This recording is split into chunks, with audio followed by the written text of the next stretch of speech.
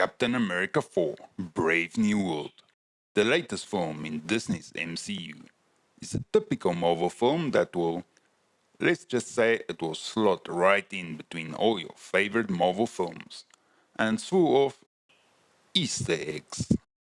Marvel is well known for keeping up with the current political opinion, shall we say, and have even done some reshoots so that the movie keeps up with the current zeitgeist.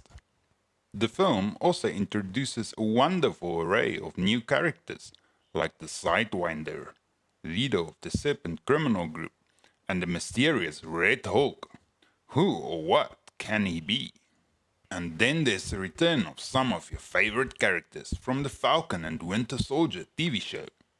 No, not Bucky, Zemo, and Walker. I'm talking about the forgotten Captain America, Isaiah Bradley, and the new Captain America, Sam Wilson, who has gotten some suit upgrades. Come, gather around, and let's take a deep dive into the most imitative and unoriginal film of 2025. Greetings and salutations, dear viewers. Welcome to my little part of the interwebs, where I dissect films like a surgeon and recoil in horror as I realize that is exactly what Disney did when they constructed this abomination from the decomposing rotten corpses of other films. In this installment, we're diving into Captain America 4 Brave New World, the 2025 wannabe political thriller that fails spectacularly in every way. A film that is comprised of some of the best bits of your favorite MCU films. Easter eggs at every turn that'll make you go, I understood that reference. and of course, a suit of armor that makes you question why bad guys even bother at this point anymore. Seriously, if you ever wanted to know what it would look like if your little brother was put in charge of making a Marvel film, well, this movie was made for you. About 20 years ago, Marvel Entertainment, having just survived an 8-year-long bankruptcy kerfuffle, decided to make its own movie studio. This decision was based on how well the Spider-Man, Blade, and X-Men movies were doing. But even though those were all Marvel characters, the rights were sold off long ago. Marvel wanted to make films with characters that they still had all the rights to. It all began with the film Iron Man and funding of the Universal release of The Incredible Hulk, the first films in a long list of planned Marvel movies. Both movies did really well, so well that Disney decided to buy Marvel for $4 billion. Under Disney, there followed Iron Man 2, Thor, and Captain America, and bringing them all together in the first Avengers film. And so the MCU, Marvel's cinematic universe, was fully underway, and they had everyone's attention, and were dominating the box office year after year. And the MCU just kept expanding its roster. We got more Iron Man, Thor, and Captain America movies, but also branched off into space with the Guardians of the Galaxy, and into the realm of magic with Doctor Strange. Marvel even made a deal with Sony, who owns the Spider-Man filming rights, to bring Peter Parker into the MCU. And the whole saga culminated into the magnificent 2-feature film finale, Avengers Infinity War and Avengers Endgame. What a time to be alive. But we were all of us deceived, for Disney became woke. And just like that, the spell that the MCU had over all of us broke. What followed was disappointment after disappointment, with Disney continuously focusing on pushing its political agenda, instead of coherent storytelling that was character-driven. TV shows about B-list characters no one asked for was followed by terrible films no one wanted. And as time marched on, the writing quality kept getting worse and worse, as Disney increasingly hired writers not according to their experience and accomplishments, but according to which DEI tick boxes apply to them. But Disney, like most other companies that went woke in the last 10 years, saw their profits drop at an unsustainable rate and realized they ought to change their ways. Unfortunately, filmmaking is a long and lengthy process and about as easy to turn around as a fully loaded cargo ship. Future films can be written by the best writers and directed by the most competent directors, but that doesn't help with the films that are currently in production. Cue the reshoots. Word on the street is Disney had to pump in an additional $200 million for this Captain America in order to save it, or at least make it watchable. Captain America 4 Brave New World is a patchwork of other films you have already seen, spliced together with Disney trying to bring together all the loose threads of the last 20 years in a hideous knot that no one really wants to see. The film starts with Harrison Ford as Thaddeus Ross backstage at some event. He asks an assistant if there has been any word from his daughter. You remember his daughter, Betty Ross, Hulk's ex-girlfriend from the Incredible Hulk movie way back in 2008. This is the first of many Easter eggs that are important to the plot, but which probably no one under the age of 20 will remember, or know unless they read it somewhere. The assistant tells him no. No word from his daughter. Ross takes a pill from a suspiciously unmarked bottle. The announcer introduces Ross as the next US president, President Thaddeus Ross. He steps out to the podium. What a coincidence! The US just got a new president just before this movie came out. Isn't that nice? And as a show of unity for America, this movie will make Ross out to be a competent leader and an all-around good guy. Right? President Ross gives a speech, which is basically just an exposition dump, to remind you of things from previous films that you need to know in order to follow what happens in this film. Because we can't have a standalone film that shows you everything you need to know. Not in this day and age. In short, his speech covers the blip where half the population disappeared for 5 years, and the celestial that came out of the center of the earth, which the last 7 Marvel movies forgot to mention. We segue to another exposition, where a face on TV reminds us that Sam Wilson is Captain America now. Don't worry if you don't catch it, you will be reminded of this every few minutes for the next half an hour. Set TV is in a bar where we see Sam Wilson, aka Falcon, aka Captain America. The barman brings him his beer. Here you go, Cap. No need to pay. On the house. Captain America drinks for free. More TV exposition. Ross is the Hulk hunter. Hulk fighting the Abomination. Betty Ross is not talking to Ross. Betty Ross is Banner's ex-girlfriend. 5 months later, we see Jacqueline Torres, Sam's little buddy from the Falcon and Winter Soldier TV show, in a military command plane working at a computer. A text overlay say they are in Oaxaca. Oaxaca. Oh, piss off. Some mercenaries are delivering a package to a buyer. Sam, with his Captain America Falcon suit, drops in from the sky so hard it creates an air blast that hit the mercs to the ground and he knocks them all out. Torres explains it's because Wakanda gave Sam's suit an upgrade. He fights some more mercenaries who shoot at him, but his suit has Wakanda tech which absorbs the kinetic energy and releases a blast wave knocking them down. His new suit, we will see later, basically makes him indestructible and gives him some serious super strength and speed. And he also somehow became a much better fighter than Steve Rogers, Black Widow, and even Shang-Chi.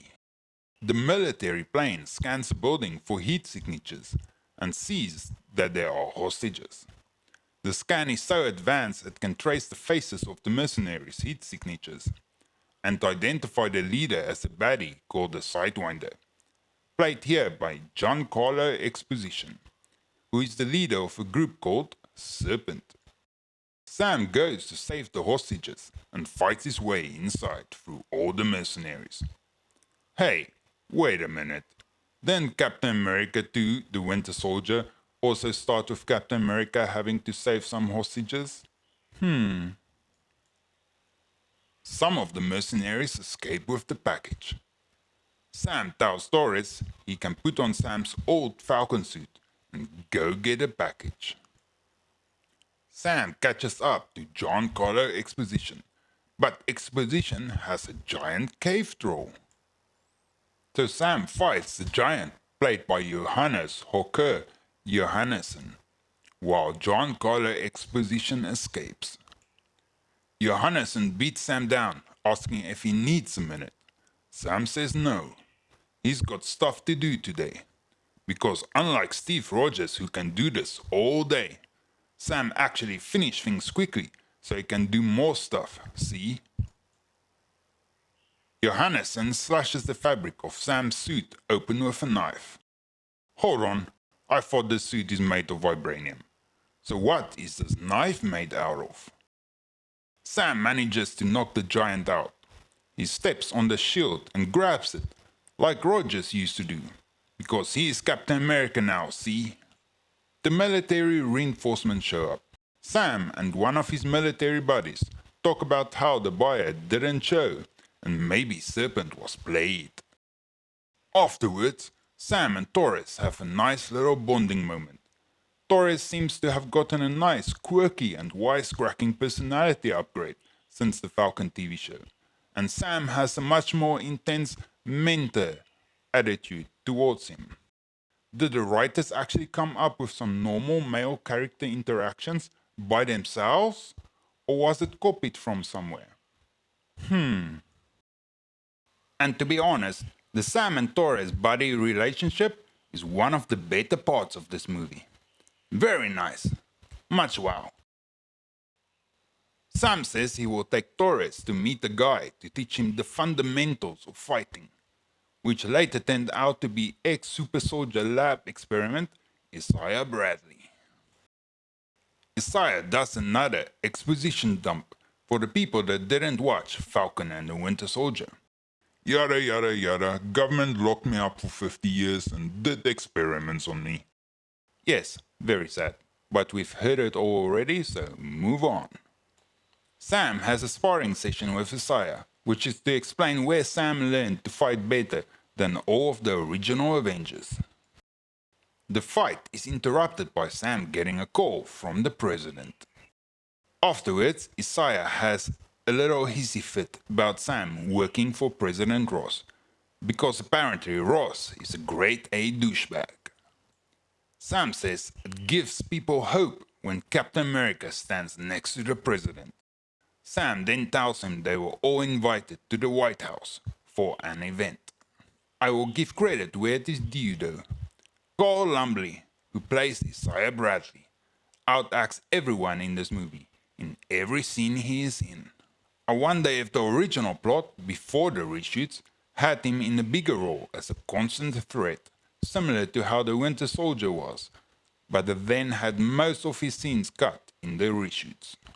So Sam, Isaiah and Torres go to the White House in a limo, listening to rap music and having some gangster banter. Lest we forget Captain America is black now, and Sam Wilson is Captain America, not Falcon, because that is Torres now. Cover all them bases, you. They get to the White House, pose for a photo, then head inside. A random black girl shows up and says Sam is summoned by the president. President Ross thanks Sam for retrieving the package, since the upcoming treaty depends on it. Ross says he has a strong position against enhanced individuals, but what Sam has accomplished has him reconsidering his position. Never mind what Steve Rogers, Tony Stark, and the rest of the Avengers accomplished by saving the world and even half the universe. Oh no, that fails in comparison against Sam doing errands for Ross. Ross wants to rebuild the Avengers with Sam at the helm. Afterwards, everyone goes to a big room where Ross gives a speech at the Celestial Island World Summit. Turns out, in the last 5 months, multiple countries have been mining the Celestial and extracting adamantium. You know, the super strong metal that Wolverine's skeleton is covered in. Ross says it is even more indestructible than vibranium, which is weird since if something is indestructible, it is indestructible. The writers probably meant it is harder to destroy. And I guess that is what the knife the giant mercenary used to cut Sam's vibranium suit earlier was made of. Ross continues that unlike vibranium, which is only found in and controlled by Wakanda, adamantium is available to everyone. Ross explains the package that was retrieved in Mexico was Japan's adamantium sample. At this point, some silly 1950s music plays over the speaker system, which interrupts Ross, and several people in the crowd, including Isaiah, gets up. He rushes over to a guard and grabs his gun, and then takes a few shots at the president, breaking the glass screen in front of Ross. Sam rushes over and tries to grab his gun, but Isaiah throws him across the room. The crowd starts rushing out of the room, creating confusion. Several other people that got up earlier tries to attack Ross, but the guards get them, and Ross knocks one out. A 5-foot female hobbit appears and helps Sam knock out the remaining attackers. Sam chases after Isaiah, who leaps out of a second-story window, because the Winter Soldier jumped out of a window in the other movie, remember? Sam follows and pursues him to a pond in the garden opposite the White House. He and the police corner Isaiah, who says he doesn't know what is happening. Sam talks him down and convinces him to go with the police. Sam goes down into the White House bunker, where the president is after the attack, even though he has no Secret Service clearance to do so. Sam forces his way into the president's conference room, interrupting a meeting. Ross tells everyone else to leave. Ross introduces 5-foot Ruth Bat-Seraph, played by Shira Haas. Ruth Bat-Seraph in the MCU is an ex-Black Widow, but in the comics, she was Sabra, one of those X-Men mutants who worked for Israel's Secret Service, Mossad. So basically, she is Captain Israel. President Ross explains she is his new security advisor. Sam tries to defend Isaiah, but Captain Israel reminds him that Isaiah tried to kill the president. She says there were 5 shooters, and it was a coordinated attack, and Mr. Blue, the song that played, was the cue for the attack to start. Sam says Isaiah wasn't in control, and didn't know where he was. Hey, wasn't the Winter Soldier also mind-controlled and not responsible for his own actions? And didn't Loki in the first Avengers movie also mind-control people?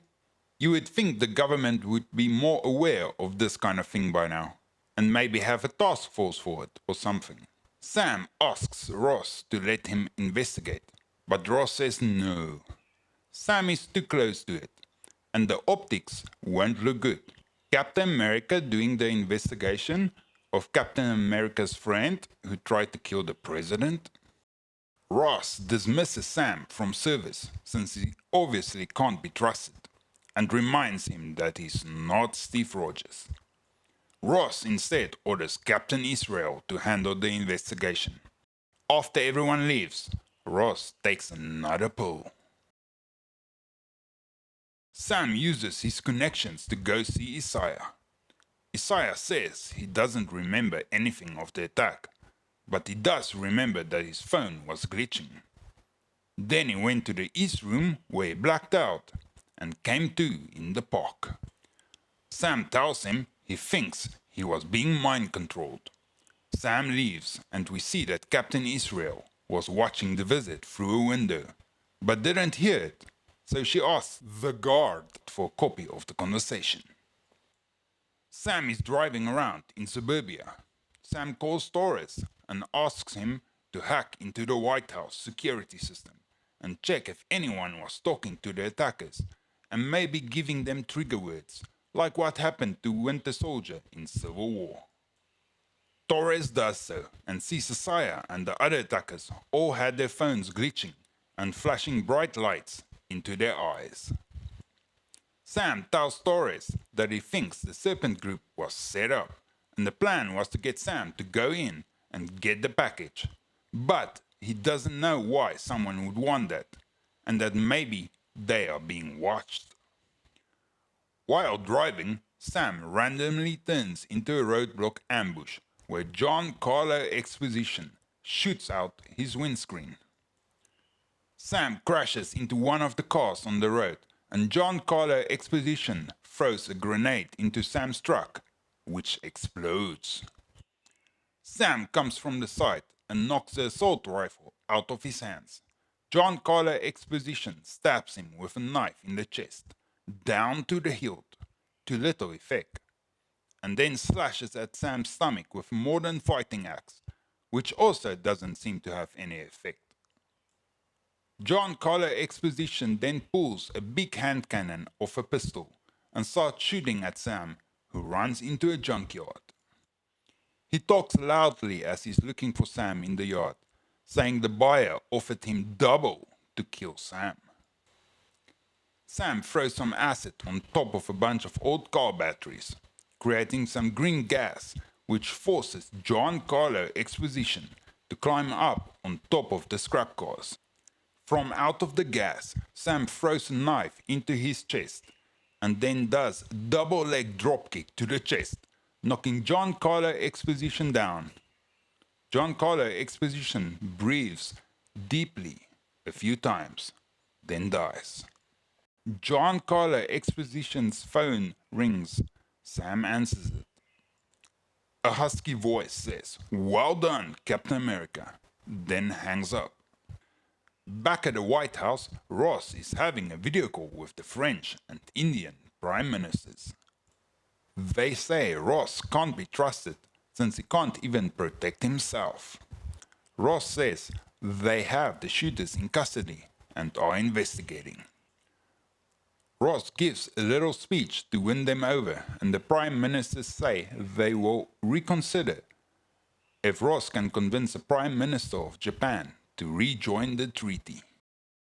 Sam is back at base. He walks in as if he just went for a stroll. He takes off his sweater and shirt, and we see he has band-aids and bandages on the knife and axe wounds. So he wasn't wearing armor, and he doesn't have superpowers, but he can walk stab wounds off as if they are scratches. Okay, sure. He gives Giancarlo Exposition's phone to Torres and tells him to trace the lost call. But how? Isn't it well known that calls can only be traced while the call is happening?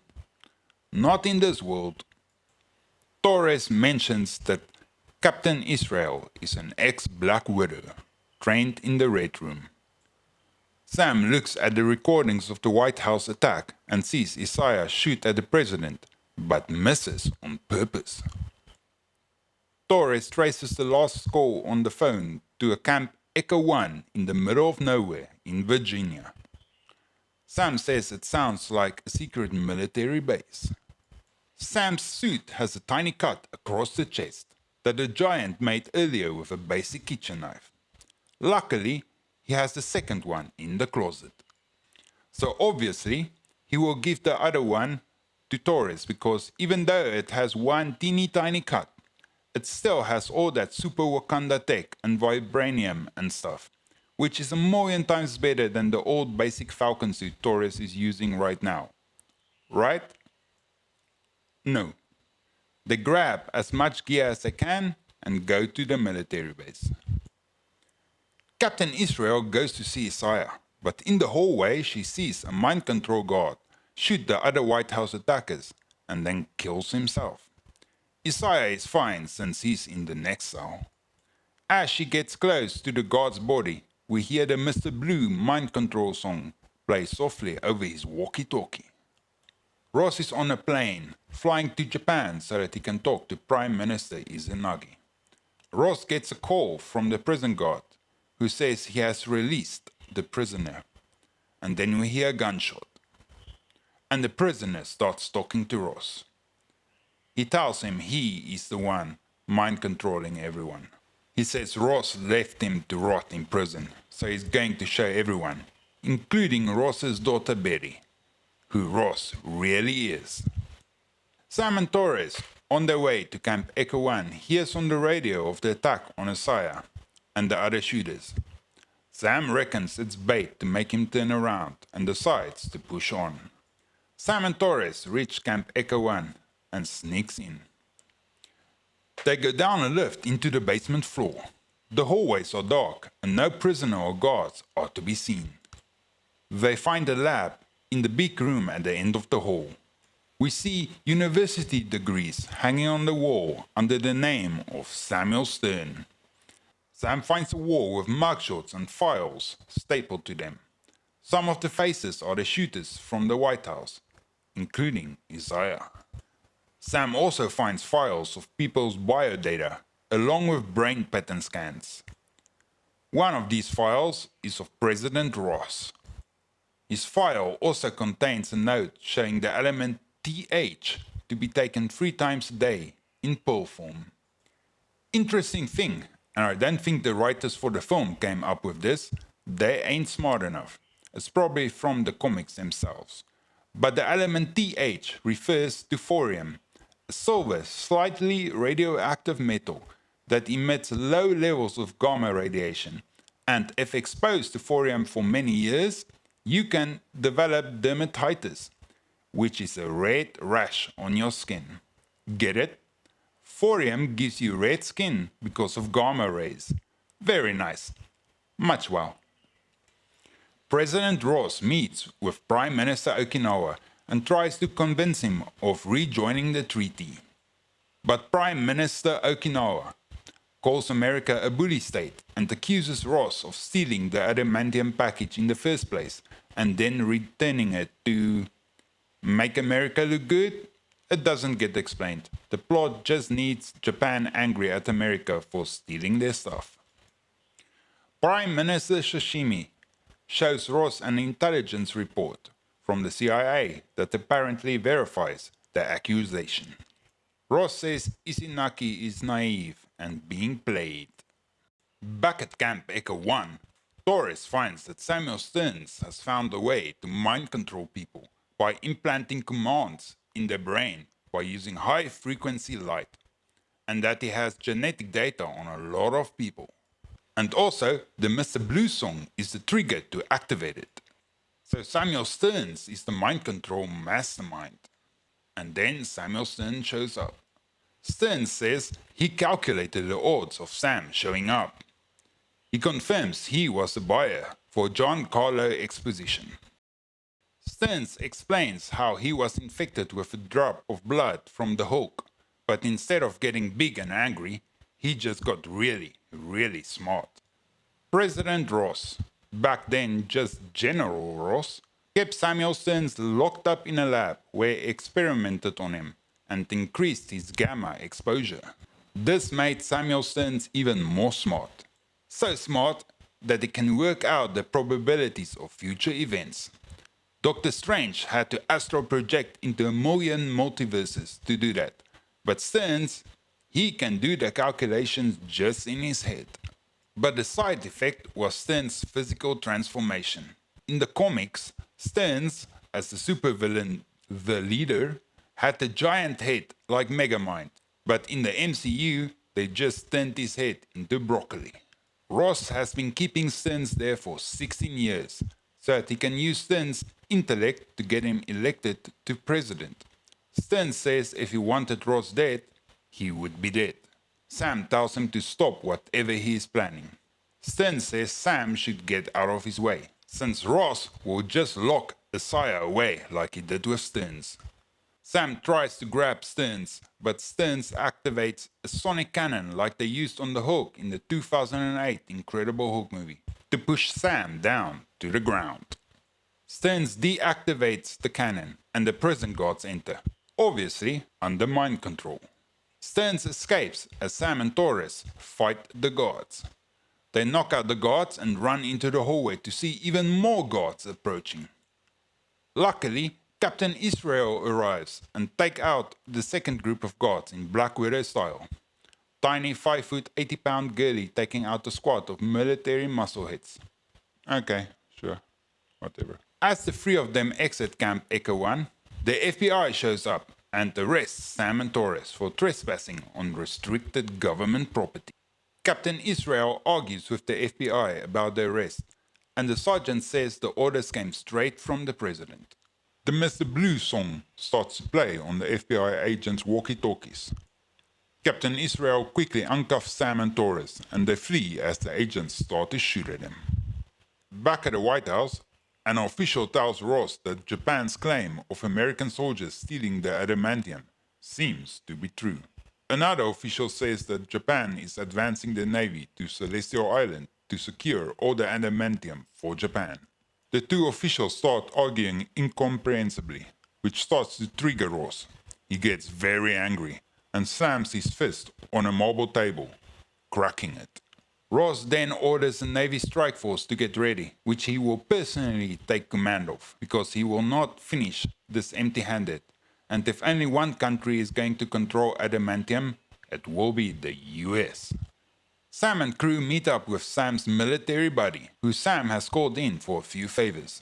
Torres uses a computer system to magically just hack into whatever program Stearns is using to mind control people and disables it. Sam takes the pills meant for Ross that he found at Camp Echo 1 and gives it to his military buddy to get it analyzed. Sam then goes to the next room where the military is keeping John Carlo Exposition, who Sam killed earlier but now seems to be okay again. Zombie John Carlo Exposition says most men don't survive an axe to the gut, and asks if it was Kevlar weaving. Sam says it's perks of the job. Except Sam wasn't wearing Kevlar, and took both the knife and axe blows fully cutting into his flesh, and for some reason, probably black girl magic, he isn't in hospital recovering for the next 6 months. Sam asks John Carlo Exposition about Stearns. John Carlo Exposition tells Sam about how Stearns was infected with the Hulk's blood, which led to him able to do impossible calculations. Ross saw the potential and increased the dose of gamma radiation in Stearns to make him even smarter. He then used him to create weapons and technology for the US. Ross told Stearns he would let him go once he became president, but he didn't. So Stearns hired John Carlo Exposition to steal the adamantium, which would stop the treaty and start a war for which Ross would be blamed.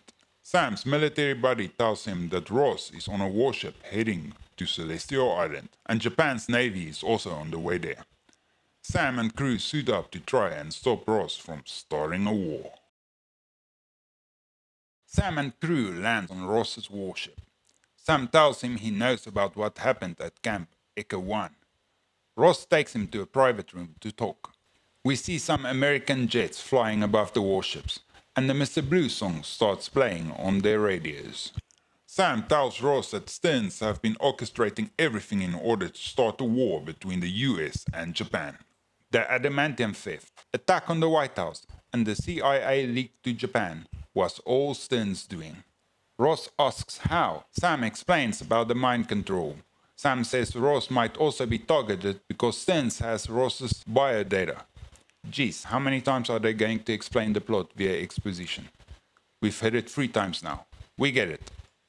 Sam demands to know why Ross went to Camp Echo 1 multiple times to have Stearns do medical checks on him.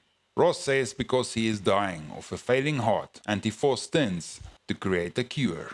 Ross says the pulse keeps him alive and he can't let Stearns go because then he would lose the pulse. He says he frames Stearns for the mess created when Hulk and the Abomination destroyed Harlem. And his daughter Betty never forgave him for sending the military after the Hulk in the first place, and now is not talking to him. So he needs to survive so that he can show Betty he's changed. Sam tells him to show he's a better man now and stand down against Japan and prevent the war. A soldier comes in and tells Ross 2 F-18 jets have gone rogue and started firing on the Japanese fleet. Sam and Torres, in their Falcon suits, go after the rogue jets. Japan sends 2 jets to intercept the American ones. Sam and Torres fly above the Japanese cockpits and try and gesture to them to stand down, but the rogue US jets start shooting at them. Sam radios Ross and tells him not to send any more planes, so that Japan can see they are trying to de-escalate the situation.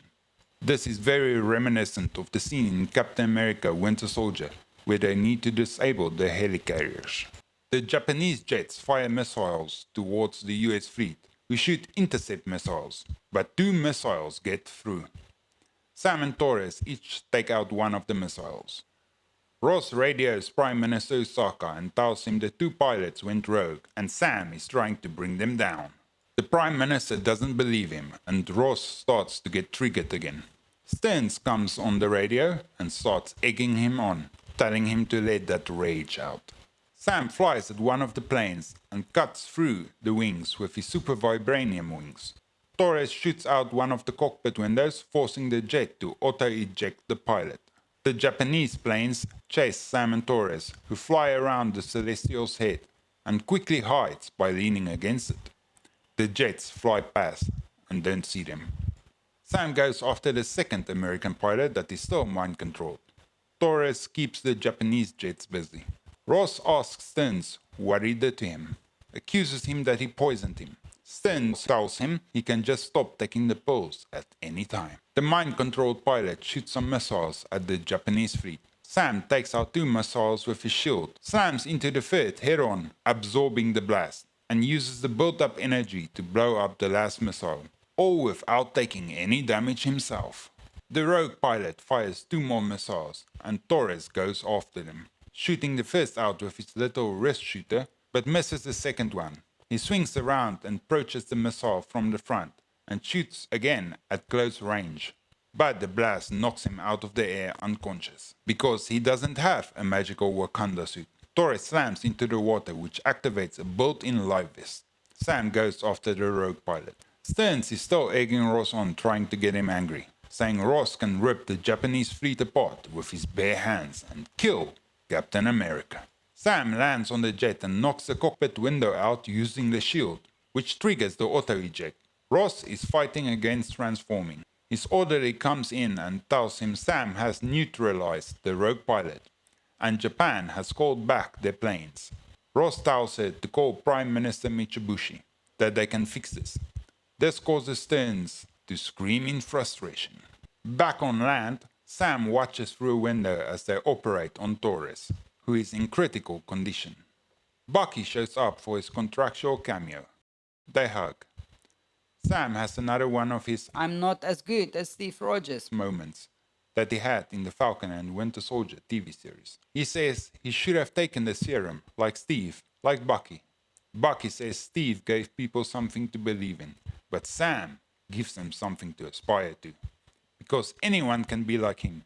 You just need to have Wakanda make you an indestructible vibranium Iron Man suit that can absorb all kinetic energy and also give you super strength. Oh, and you need to learn whatever trick Sam used to be able to shrug off being stabbed in the chest with a knife. Bucky says he needs to go because he has a campaign fundraiser since he is running for Congress. So he couldn't be trusted to be Captain America because of a history as a mind-controlled assassin. But he can be a congressman with a history as a mind-controlled assassin. Because all politicians have shady backgrounds, right? The camera pans to a TV, which shows a news report which says Isaiah is in solitary confinement and faces a death penalty. So is this how the film ends? 3 repetitive exposition acts that beat by beat mirrors Captain America 2, The Winter Soldier, ending on a cliffhanger with the war avoided, but the villain known as the leader Samuel Stearns on the run, and Isaiah facing a death sentence. No. And now we come to the heart of what all the reshoots were about. The clickbait part of all the trailers and the actual reason people came to see the movie. The Red Hulk. Sam's military buddy gets a call from whoever he had run tests on Ross's pills.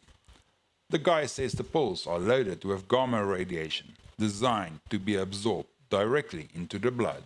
Military buddy tries to call Sam, but he falls to the ground clutching at his ears as we hear a high-pitched sound. Stearns is there in a hoodie with a remote thingy, turning the dial. Stearns gives some villainous exposition telling military buddy that the sound is disrupting his equilibrium, and if he turns it higher, it will stop his heart, which Stearns then does, killing him.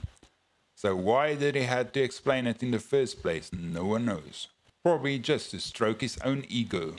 Later, Stearns pays Sam a surprise visit at the White House. Stearns says Sam ruined his grand finale at Celestial Island, so now he needs to turn himself in to get his revenge. He says he and Sam wants the same thing, for the world to see Ross as he truly is. Sam tells him that he worked out his plan. He kept Ross alive for years, could have had him killed at the White House. So the Celestial Island skirmish wasn't about starting a war, but to ruin Ross's legacy in some way. Stearns says that is correct, but that Sam hasn't figured out how he will do it.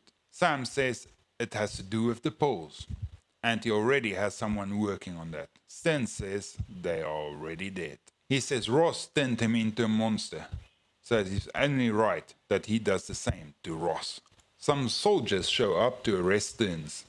As Sam walks away, Stearns yells that if Sam tries to stop Ross, he will die. Ross calls Barry, and she finally answers. Ross apologizes for being a douchebag and asks her to go for a walk sometime, like they used to do, and look at cherry blossoms. She says, Yeah, it'll be nice. Ross then gives a little press conference in the White House garden. Reporters start asking Ross questions like, is it true that he almost started a war with Japan? He says it is fabricated. They say that the Celestial Island fight started because the Japanese found out Ross paid the Serpent Society to steal the adamantium. Ross says he didn't pay them. Another reporter says Dr. Samuel Stearns just turned himself in, and that Stearns claimed Ross promised him a pardon if he worked on secret projects for Ross. Ross yells that is a lie. A recording starts playing over the speaker system, exposing Ross by him admitting to everything in conversation to Stearns. Hey, didn't Steve Rogers' Captain America expose Hydra's plans to the world in Captain America 2, The Winter Soldier, by playing a recording to the world leaders? Yes, he did. Secret Service agents tried to escort Ross out of there, but Ross tries to fight his way back to the microphone, saying he needs to explain. Ross gets angry and falls to the floor. He changes into the Red Hulk. Just in time, because we are 1 hour 32 minutes into the movie and there's only 16 minutes left. Red Hulk sees his reflection in the window and goes apeshit, starts slapping the furniture around. Ross's Secret Service squad, whose sole function is to protect him, starts shooting at him. Sam shows up and throws the shield at him, getting Red Hulk's attention. Sam finally works out that this is what Stearns wanted all along. Red Hulk slaps him backwards, and Sam's suit absorbs all the energy and is instantly a bright purple. Sam flies up and comes at the Red Hulk from behind, shooting feather arrow knife things from his suit into Red Hulk's back. So no weapon to date has been able to penetrate a Hulk's skin, but Sam's suit can. Okay. Red Hulk does a Hulk thunderclap, which took Green Hulk years to learn. Red Hulk tackles Sam through the White House and slaps him down on the roof. Again, the suit takes all of the force. Red Hulk gets distracted by some soldiers who haven't read the newspaper in 20 years, and thus thinks shooting at the Hulk is a good idea. Red Hulk grabs a flagpole and swings it like a baseball bat at the guards. Sam flies in and intercepts it by grabbing it. Yes, he stops the flagpole being swung by a Hulk by grabbing it. Something which Steve Rogers, Thor, nor Iron Man would have been able to do. And his arms don't get ripped off, bones don't break, nothing.